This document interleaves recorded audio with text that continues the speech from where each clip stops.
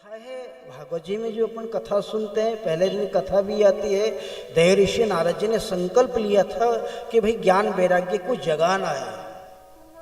भक्ति रो रही थी वृंदावन में और उन्हें संकल्प ले लिया कि भाई मेरे को ज्ञान वैराग्य को जगाना है। दृढ़ संकल्प हो गया उसका। अब नारद जी को कितना उन्हें कोशिश करी जगाने की, खूब उठाया। भक्ति जहां रो रही थी, जहां भक्ति का कहा है वृंदावन जैसे तीर्थ में, जहां उसके दो पुत्र ज्ञान और वैराग्य अचेत पड़े थे, बेहोश पड़े थे, वहां भक्ति जैसी रो रही है। भक्ति दुखी है। अब भक्ति से पूछा तू क्यों दुखी है, क्या कारण? वृंदावन जैसा तीर्थ है और यहां करके क्यों दुखी हो गई तू? तब भक्ति ने कहा था, मेरे ये दो पुत्र है ज्ञान वैराग्य, ये अचेत पड़े हैं, ये बेहोश पड़े हैं, इनको मैंने अभी तक जो देखा था समय। भक्ति क्या करी है देव ऋषि नारद जी से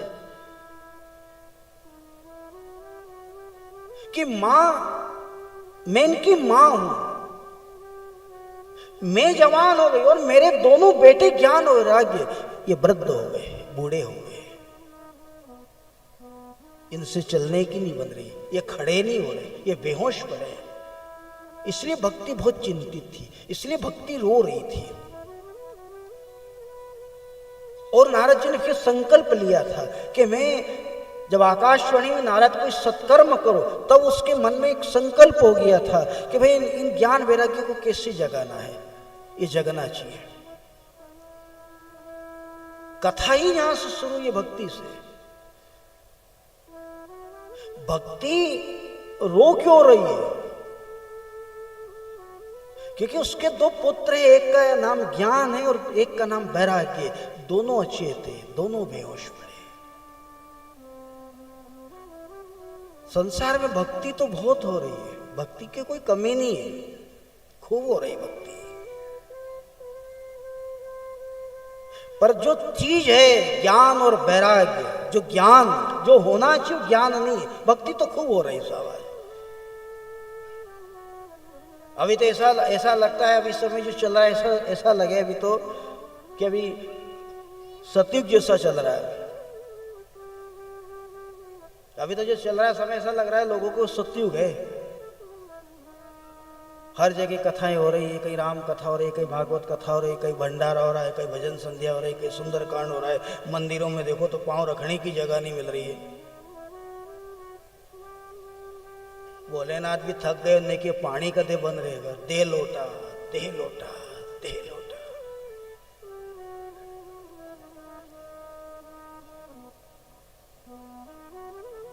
विचार करो थोड़ा सा। भक्ति आज प्रथम दिन की कथा है और भक्ति के ऊपर है। भक्ति रो रही उस समय भी, आज भी वही बात वही है। यूं कई लोग, अभी 8 दिन बाद नवरात्रि शुरू होगी, कई लोग नंगे पैर चलेंगे, कोई चुनरी ओढ़ाने जा रहा है, कोई कहाँ जा रहा है, कोई बिल्कुल 9 दिन तक कुछ भी नहीं खाएंगे, बिल्कुल ठंडे दिमाग से सोचना। 9 दिन तक ऐसे आराधना करेंगे, माँ की ऐसी आराधना करेंगे कि बिल्कुल कुछ लोग तो मौन रहते हैं, कुछ लोग तो कुछ खाते भी नहीं, यूं नहीं बोलते, पर अपनी जन्म देने वाली माँ के सामने बोलते। आया समझ में? यूं 9 दिन ऐसा उपवास करते कि बोलते भी नहीं, खाते भी नहीं। ने जैसे मौन व्रत टूटा कि अपनी जन्म देने वाली माँ को खाने दौड़ते। माँ कभी कहते जन्म देने वाली बेचारी के मेरे को एक पानी का गिलास भरकर के ला दे, तो उसको डांट दे, चुपचाप बैठी रहो, ध्यान रखेगा। चाहे तुम कितना उपवास कर लो, कितनी दुर्गा की आराधना कर लो, कितना जप तप कर लो, अगर आपने अपनी जन्म देने वाली माँ के सामने बोल दिया तो सब नष्ट हो जाता है। माँ और बाप के सामने अगर कह दिया आपने, आप चाहे कितनी भक्ति करो, सब बेकार है। कौन कौन जाए मथुरा ने कौन जाए काशी, घर में ही चारों धाम है। जिसने अपने माँ बाप की सेवा कर ली, समझ लो उसने चारों धाम कर लिए। पर आज हो रहा है ऐसा? बोलो ईमानदारी से। आज बुधवार का दिन है, गणेश जी का दिन है, और भगवान गणेश जी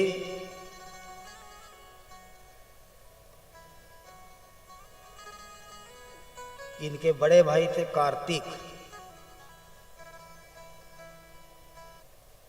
तो एक दिन दोनों भाई में चर्चा हुई विवाह के बारे में कि विवाह के लिए गणेश जी, जैसे कोई बच्चा रिसा जाता ना खिलौने के लिए कि सब मेरे को खिलौना लाओ, कि ये सामान लाओ, कि आइसक्रीम लाओ, कि मेरे को कपड़े लाओ, कि ये दिलाओ, ऐसे गणेश जी रिसा गए कि मेरे को मेरा ब्याह होना चाहिए। बचपन में रिसा गए गणेश जी। तो शिव जी ने समझाया गणेश जी को कि बेटा अभी तू छोटा है, अभी अगर विवाह भी अगर होगा तो बड़े का होगा, बड़ा कार्तिक है उसका पहले होगा।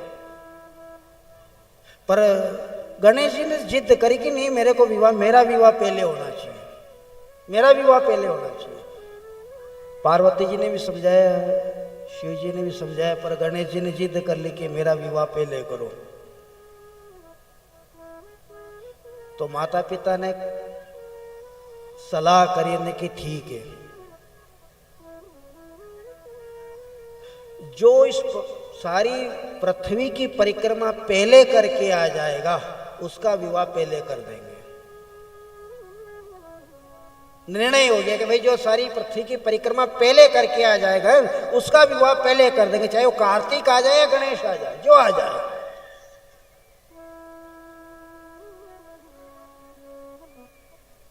दोनों भाई चले परिक्रमा करने के लिए। अब कार्तिक का वाहन तो मयूर है, मोर है, और भगवान गणेश जी का वाहन क्या है? चूहा है।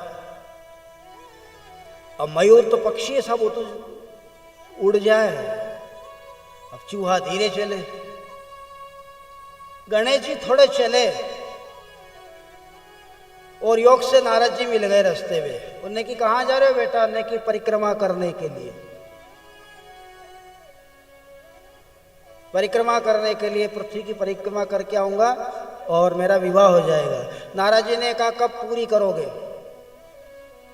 तुम्हारा बड़ा भाई तो अभी आने वाला थोड़ी देर में, तुम्हारा वाहन चूहा है, तुम थोड़ी देर पहुंचे कि नहीं पहुंचे, जब तक तो कार्तिक का विवाह हो जाएगा।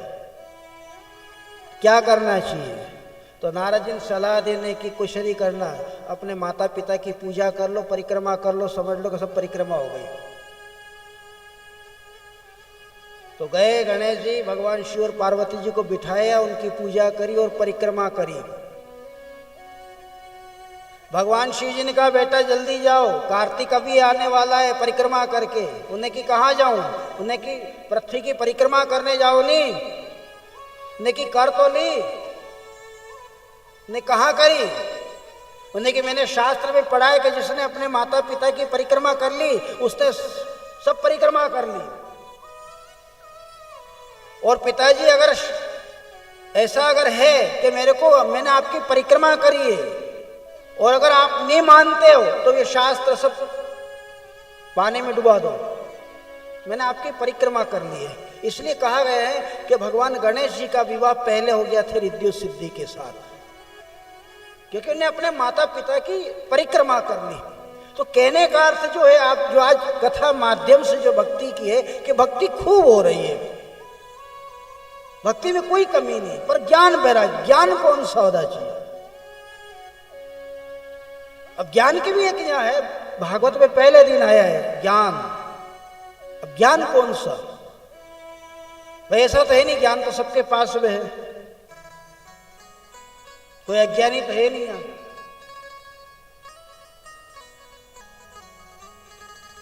आदमी जहां ज्ञान की बात आती है एक ही होता है उसकी, बस अपना पेड़ भर लिया जो साध्वी ने, वो समझता है मैं बहुत बड़ा ज्ञानी हूं, मैं बहुत अक्लमंद हूं। ज्ञान पेट भरने का ज्ञान ये तो यहीं का है, पर एक ज्ञान होता है जिसको आत्मज्ञान कहते हैं, वो आत्मज्ञान की जरूरत है। ये पेट भरने का ज्ञान तो सबके पास है, हम तो इंसान ऐसा नहीं, जानवर को भी पता है कि पेट कैसे भरना है, एक पक्षी को भी पता है, वो भी सुबह से उड़ करके जाता है पेट भरने के लिए, खोज कर लेता है कहाँ फल मिलेंगे, कहाँ दाना मिलेगा, कहाँ पानी मिलेगा, वो भी उड़ता उड़ता चला जाता है, शाम को घोंसले में आ जाता है। ऐसा थोड़ी कि आप हम सब अकल बनने के हम सब कमाने चले शाम को घर आ जाते हैं। वो ज्ञान तो कई लोग ऐसा है, बड़ी अकल की बात कहता है। आप कभी सभी कोई जो कहने जाओ नहीं कोई अच्छी बात, कोई समझदार की बात, तो आपको एक बात कहता है, ज्यादा मत समझाए मारे, ऊँ भी अन्न खाऊं मैं। क्या कहता है? ऊँ भी अन्न खाऊं मैं। तो अन्न तो दंदेरिया भी खाए, इससे कोई अकल आई क्या? अगर अन्न खाने से ही अकल आती तो फिर दंदेरिया सब अकल बंद होना था। अकल का ही सबसे बड़ी बात ये है। खाली आदमी है कि कई बार होता है ऐसा, अरे था से ज्यादा होड़ी तापी मने, तो होड़ी तापो से अक्ल आए कहीं? होड़ी तापो से अगर अक्ल आती तो सरकार स्कूल काबल खोलती, सब तापी लेता, होड़ी अक्ल आई जाती। अन्न खाने से अक्ल आती, फिर इतने विद्यालय कॉलेज बड़े बड़े डिग्रियां क्यों देती? फिर खाओ अन्न अक्ल आए।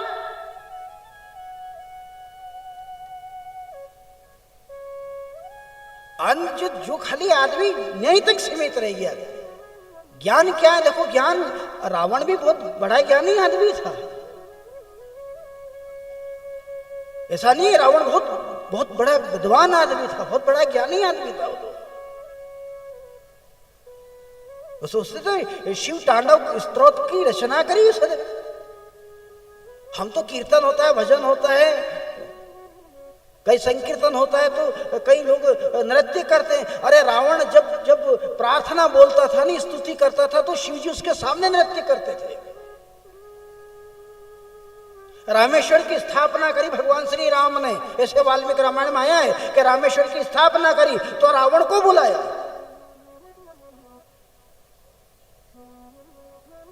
अब रावण से पूछा, तू इतना बड़ा ज्ञानी है, फिर तेरे यहां राम क्यों नहीं आया? ज्ञान से देख, तुलना करना। भिलनी एक शबरी जाति की भिलनी है, जंगल में रहने वाली है, उसको कोई ज्ञान नहीं था क्या पूजा है, क्या पाठ है, क्या मंत्र है, क्या स्तुति है। रावण को तो रोज नई स्तुति बनाता था रावण। आप हम तो क्या है, सोमवार के दिन जल चढ़ा दे तो बड़े प्रसन्न हो जाते, कभी कोई अभिषेक कर देता है तो प्रसन्न हो जाता है कि मैंने शिव जी का अभिषेक कर दिया, मैंने दूध चढ़ा दिया, मैंने धतूरे का फूल चढ़ा दिया, कि मैंने सब नर्मदा जी का जल चढ़ा। अरे रावण तो ऐसा रोज करता था। हम तो दूध चढ़ा करके प्रसन्न होते हैं, पर रावण ने तो अपना मस्तक काट करके चढ़ाया शिव जी को। फिर भी ज्ञान बात वही है कि रावण रह गया, और वो जो पाना था वो भिलनी पा गई। इतना वेद मंत्र, इतनी स्तुति, इतना पाठ, सब कुछ करा उसने, पर रह गया। और भिलनी से पूछा, उसका एक ही जवाब था, न जानामि योगम जपम देव पूजा, मंत्रहीनम क्रियाहीनम भक्तिहीनम जनार्दनम। ना कोई मंत्र है, ना कोई भक्ति है, ना कोई क्रिया याद मेरे को कैसी पूजा की जाती है, ना कोई योग, ना कोई जप, फिर भी राम को पा गए। और रावण से पूछा, रावण रह गया, ज्ञानी रह गया, अज्ञानी पा गए। इतना बड़ा आदमी राम को पा नहीं सका, क्योंकि जो ज्ञान था, जो राम को पाने का ज्ञान था, वो उसका ज्ञानी बहुत था। कई लोग हैं ऐसे, बहुत लोग बात करते हैं, बड़ी बड़ी ज्ञान की बात होती है। कई लोगों को ऐसे कई लोग मिलते हैं साहब के, इतने ज्ञानी हो जाते हैं कि ऐसा लगता है कि थोड़े दिन बाद वही कथा भाषण लग जाए। बहुत लोग कहते हैं साहब मैंने बहुत कथा सुनी है, आखिर जिंदगी की 70 साल हो गया कथा सुनते सुनते। बहुत लोग कहते साहब हमारे गीता जी का एक एक पन्ना मैंने सब रटी दिया है, एक एक ऐसे पन्ने बांध दिए, रोज गीता जी को रोज पाठ करूं, रोज गीता जी को पाठ करूं, आखी जिंदगी की गीता जी बाजते बाजते, जिंदगी की गीता जी बाजते बाजते, पर घर में जा थोड़ी देर रोटी बनाओ देर हुई जाए तो धर्म क्षेत्र कुरुक्षेत्र शुरू कर दे। नहीं यूं गीता जी बाजो माखी जिंदगी हो गई। कोई को रामायण की चौपाई याद है, कोई को गीता के श्लोक कंठस्थ याद है, यूं सब ज्ञान है। ऐसा नहीं ज्ञान सब रटा रटा कर लिया, सब ने खूब रट लिया, पर सगड़ा ज्ञान जो है जी खाली मुंडा में है, भीतर नहीं जाए। या बहुत अकल बंद की बात करते हैं, ऐसा थोड़ी कि आप कथा में सुनने हैं ना, आपको यहाँ कोई अच्छी अकल की नाराज लोग ऐसी बात करते फिरते, बात चलती फिरते, रोड पे बैठे, कोई कहाँ बैठे, कोई गांव में कहीं भी बैठते, बड़ी अकल की बात के कहीं दरिया मन जिंदगी में एक दिन खाली हाथ आए न खाली हाथ चले जाएंगे। ऐसी अकल की बात करे सबकी जने इनका शरीर का विद्वान आदमी एक ज नहीं, जो जो बड़ी बड़ी ज्ञान की बात करेंगे, बहुत बहुत अकल की बात करेंगे, हाँ कुछ नहीं रखा है, कहीं नहीं धरियो है, नहीं यूं यूं छोरा छोरी रोए तो उनका 10 रुपया नहीं रहे आइसक्रीम का। नहीं यूं अकल की बात करे, कहीं नहीं धरियो है, खाली हाथ आए खाली हाथ चले जाएंगे। नहीं यूं अगर पूछा जाए तो 10 का नोट नहीं छूट रहा है। तो यो जो ज्ञान है नी, ये जैसे तमाकू खावाला जो तमाकू खाए दी,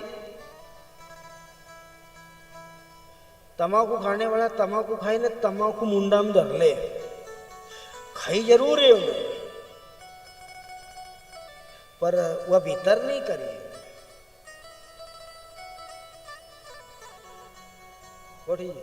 जो भी तमाकू खाए दी भी लेगा, नहीं भी होगा तो कोई से मांगी भी लेगा, मसलेगा भी से बढ़िया, कोई लेगा मुंह में धरेगा, दाढ़ में रखेगा, पर उन्हें तम्बाकू के भीतर नहीं ले जाएगा। उसको मालूम है कि तम्बाकू भीतर गई कि इन्हें चक्कर लाया। ऐसे यहाँ कई लोग हैं जिनके चौपाई याद है, गीता का श्लोक याद है, हनुमान चालीसा याद है, सब ज्ञान है, पर वो खाली मुंडा में है, वो भीतर नहीं जाए, क्योंकि भीतर जाए तो जीवन में परिवर्तन ला दे। मीरा को एक ही बार में भीतर चला गया, ऐसा हो गया साहब के लाख लोगों ने कहा, पर उसका एक ही जवाब था, मेरे तो गिरधर नागर दूसरों न कोई, जाके सिर मोर मुकुट वो मेरो पति सोई। तुलसी को एक ही आवाज दी रत्ना ने, उसकी पत्नी ने, जो झटकार मारी रत्ना ने, तो तुलसी घास था पर दास बन गया। जिसने रामचरितमानस लिखी, एक ही झटकार वो शब्द ऐसा गया, भीतर चला गया साहब, उसने उसके जीवन को परिवर्तन कर दिया। तुरंत देर भी नहीं लगी, बस वो ज्ञान हो जाना चाहिए। यूं ज्ञान बहुत ऐसा नहीं है, बहुत लोग लगाते, अकल खूब लगाते,